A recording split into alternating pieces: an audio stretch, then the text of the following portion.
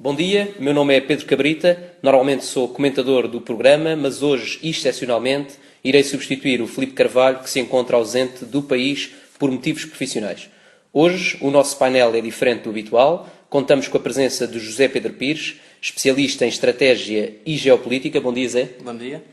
Do Miguel Campos, que já vem participando diversas vezes no nosso programa. Bom dia, Miguel. Bom dia. Hoje, em cima da mesa, temos os desenvolvimentos do caso Síria e o conturbado arranque do ano escolar. Esta segunda-feira foi marcada por protestos em vários pontos do país, devido à falta de professores, ao aumento da carga horária e à falta de condições em algumas escolas. Miguel, a FENPROF, a Federação Nacional de Professores, entregou ontem um abaixo-assinado com mais de 4.000 assinaturas contra o aumento do horário dos trabalhadores, do trabalho dos professores. Temos mais uma guerra entre um Ministro da Educação e os professores, tal como aconteceu em todos os outros ministros que antecederam? Sim, este ministro já vem com um historial considerável a este nível. Falamos da altura dos exames, bem há pouco tempo, onde houve aquele problema com o exame de português, tanto que se realizou em algumas escolas, não se realizou noutras. E agora este arranque de ano está a ser, mais uma vez, conturbado e estamos a assistir a vários problemas. Nós focamos-nos muito aqui na questão da colocação dos professores, mas a colocação dos professores é só um pequeno problema entre vários. Sim, porque há diversos outros problemas, como protestos de pais que dizem que os filhos não têm condições em algumas escolas por diversos pontos do país. Exato, portanto, existem alguns episódios de intervenções do parque escolar que estavam programadas para uma determinada altura e estariam prontas no início do ano letivo e efetivamente não estão. E isto afeta alguns milhares de alunos, em algumas localidades ao longo do nosso país, e revelam uma falta de planeamento, portanto uma falha na execução dessas obras, e agora há alunos que não têm salas de aula, portanto, e se calhar até têm professores, esses têm professores colocados e não têm sala de aula, que é sempre interessante.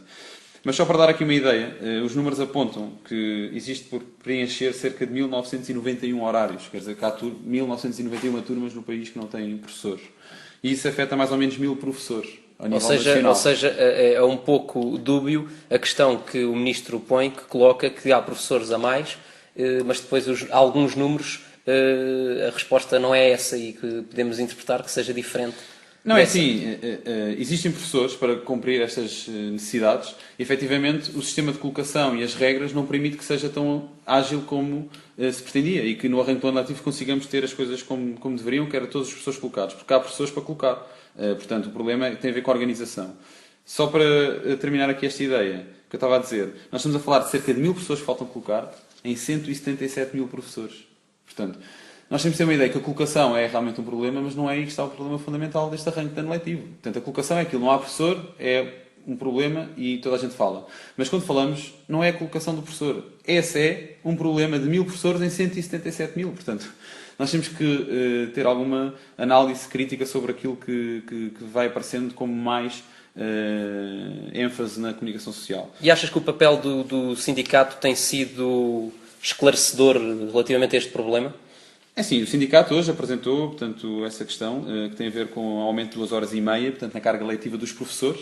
Portanto, querendo se calhar defender a ideia de que se aumentar a carga letiva são necessários menos professores, são mais pessoas no desemprego e, portanto, no fundo, isso acaba por ter esse problema que agora referimos. Zé Pedro, na tua opinião, este ministro poderá ter o mesmo fim dos outros que o antecederam?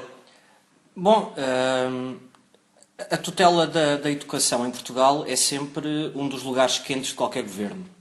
E na altura do início do ano, o que se tem passado com a colocação dos professores, com a dimensão das turmas, com até as condições do parque escolar, não é nada de novo.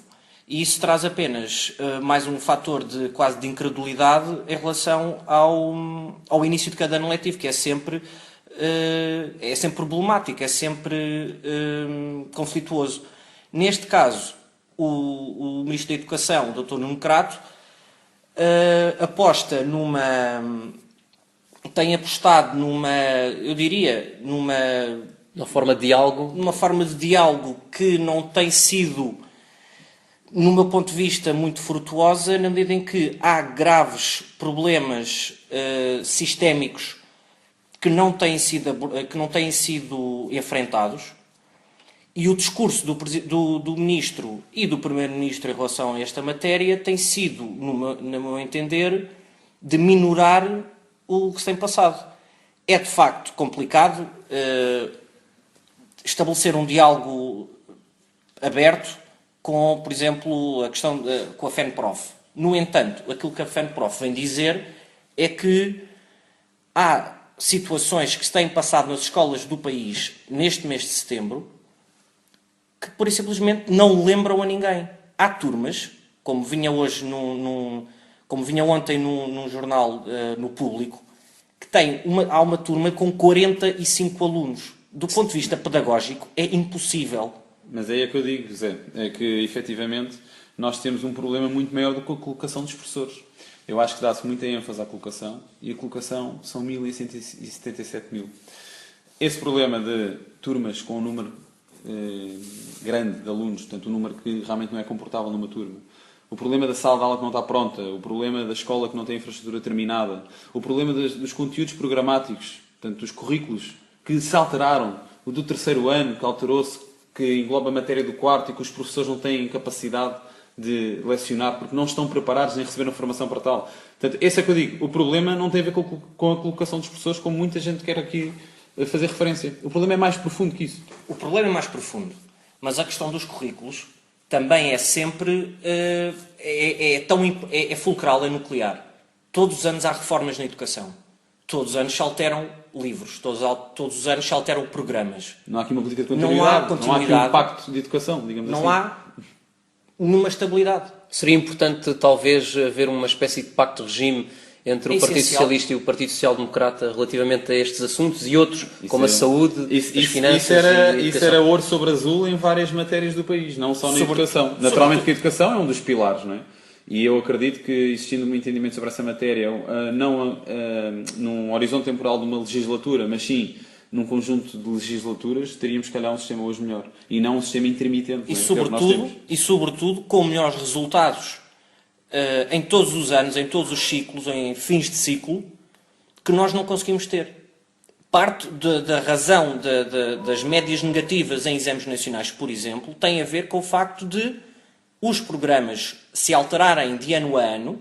É que nós não estamos a falar de uma alteração em período de ciclo eleitoral. Nós estamos a falar de alterações sucessivas, ano a ano, que não contribuem nem para a estabilidade do ensino, e sem essa estabilidade é difícil, porque há muitos sacrifícios que se fazem. Daí eu discordar que, quando se fala da colocação dos professores, isso seja apenas quase uma gota d'água no oceano do número de professores que existem em Portugal. Mas o Governo tenta fazer uma abordagem relativamente aos professores de um ponto de vista economicista, ou seja, apenas pensando nos números, tentando poupar o orçamento da educação, como faz com todos os outros funcionários públicos. Nós estamos a falar de um Ministério que, passa a expressão, é um monstro. É gigantesco, o Ministério da Educação. É o segundo a seguir ao Ministério da Saúde a nível de orçamento. De orçamento, de despesas de pessoal.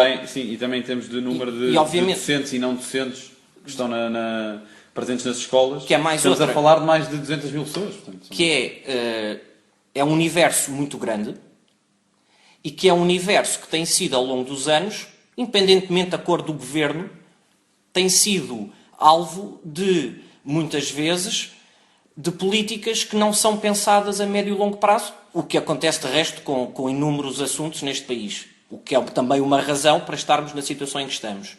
A questão da educação é simbólica, porque através da educação nós vamos educando, lá está, gerações futuras, em termos de qualificação. Não diria que há tanto de ideologia na questão da colocação dos professores, como existe noutras áreas do ensino. Mas mais nos programas, nos livros. Mas mais nos programas. E sobretudo nas mudanças. É que eu digo, o problema aqui não está na colocação. A colocação é uma pequena gota no oceano.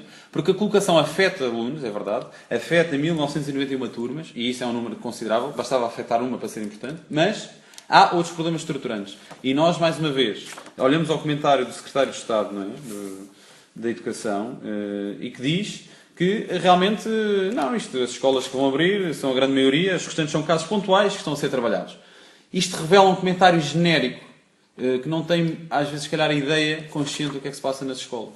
E o problema aqui não tem a ver que é um problema pontual. Isto não é um problema pontual. Isto é um problema que é um somatório de vários pontos. Ou seja, já aconteceu noutros governos e continua exatamente a mesma coisa. E vai Não, mas continuar agora a ser. ainda pior. Agora penso que isto foi ainda mais conturbado. Porque assim, misturamos colocação com alunos sem infraestruturas, turmas completamente cheias, alterações programáticas não previstas. Independentemente da dimensão, estes problemas são estruturais. E como são estruturais, a resposta a estes problemas, a estas questões, seja uma gota no oceano de 167 mil professores, são problemas que urge resolver. É certo que isto é uma consequência também de uma prática que se foi instalando ao longo das décadas, se calhar de 80 e de 90, pelo menos até certo ponto, de acorriam ao sistema de ensino muitas pessoas que não arranjavam um emprego noutras áreas. Exatamente. Isso aconteceu muito nas anteriores gerações. Certo. E isso foi acumulando um tal número de docentes que, à luz da nossa taxa de natalidade, que é negativa, à luz do encerramento de escolas que devem ser fechadas, no meu entender, por terem um número abaixo daquele que cientificamente já se comprovou que oferece melhores resultados. É óbvio que a questão social se coloca.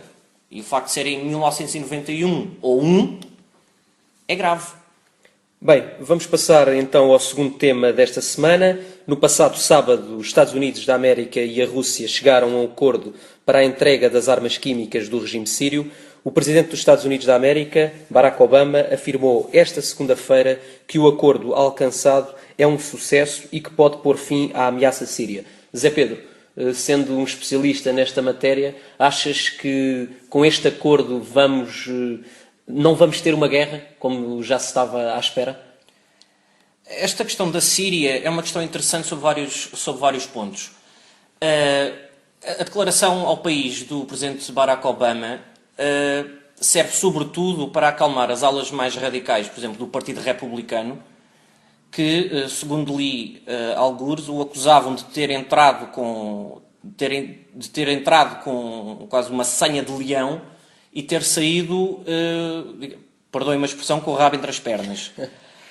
Porque o que aconteceu é extremamente interessante, passados 20 anos do fim da Guerra Fria, que estamos lentamente a assistir a um regresso de alguns comportamentos por parte das grandes potências, nomeadamente os Estados Unidos e a Federação Russa, na resolução de conflitos internacionais. Nós temos uma decisão russa, uma proposta russa, quase tirada da cartola. Mas achas que interesseira, do ponto de vista também russo? É do interesse russo que não haja uma intervenção dos Estados Unidos da América? Quando nós falamos de relações internacionais, nós estamos muitas vezes a falar de uma questão de interesse. É sobretudo de interesse. Os Estados movem-se por interesses, não por princípios. A Síria é um país que durante longo tempo, durante o século XX, permaneceu sob a alçada soviética. Apesar do fim da União Soviética, a Síria permaneceu, embora com todo o desnorte em Moscovo, permaneceu próxima de Moscovo. O que acontece agora é que um conjunto de circunstâncias internas da Síria, do regime sírio, que já vinham de há longo tempo. O presidente Bashar al-Assad é o filho do grande, pelo menos, político sírio Hafez al-Assad, e isto é uma política de continuidade. O que aconteceu na Síria é o resultado daquilo que no Ocidente e no Magreb, no Médio Oriente, se denominou de Primavera Árabe.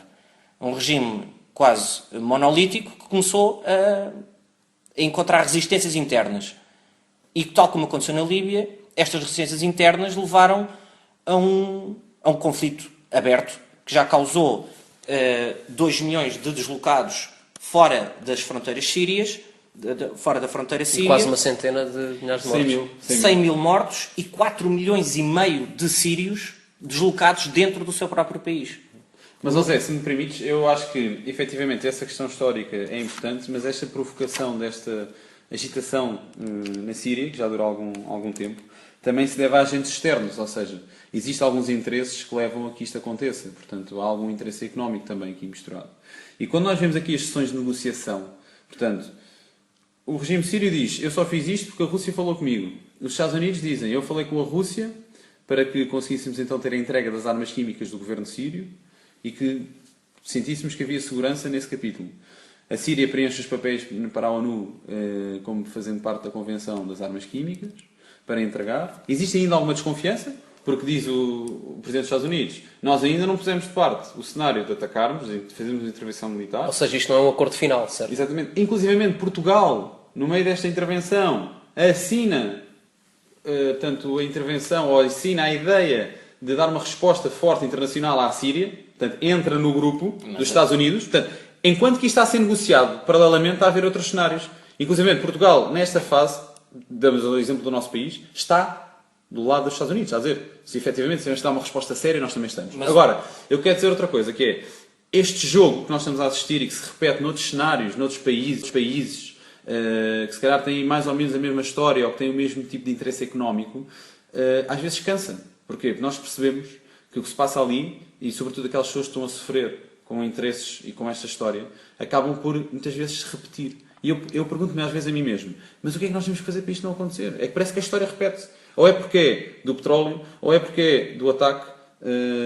de 11 de setembro, ou é porque é do terrorista que está a organizar tudo. Porque isto depois é assim, afinal já há uma força, uma ala da Al-Qaeda que veio denunciar que foi ela que provocou o ataque químico na Síria, em agosto. E portanto, já não é os rebeldes, que são apoiados pelos Estados Unidos, já não é o governo de Síria, que é apoiado pela Rússia, já é uma força da Al-Qaeda. Portanto, custa-nos a acreditar. Tal como aconteceu no Iraque, estes regimes, que são ditatoriais, são regimes, são países governados com mão de ferro, quando começam a ceder, abrem, digamos, dão o flanco à penetração por parte de agentes externos que estão apenas interessados na destabilização, no banditismo, no fanatismo. A Al-Qaeda, de facto, é disseminada como é pela sua própria natureza de origem, está interessada em destabilizar mais um país, tal como aconteceu no Iraque, tal como acontece no Afeganistão.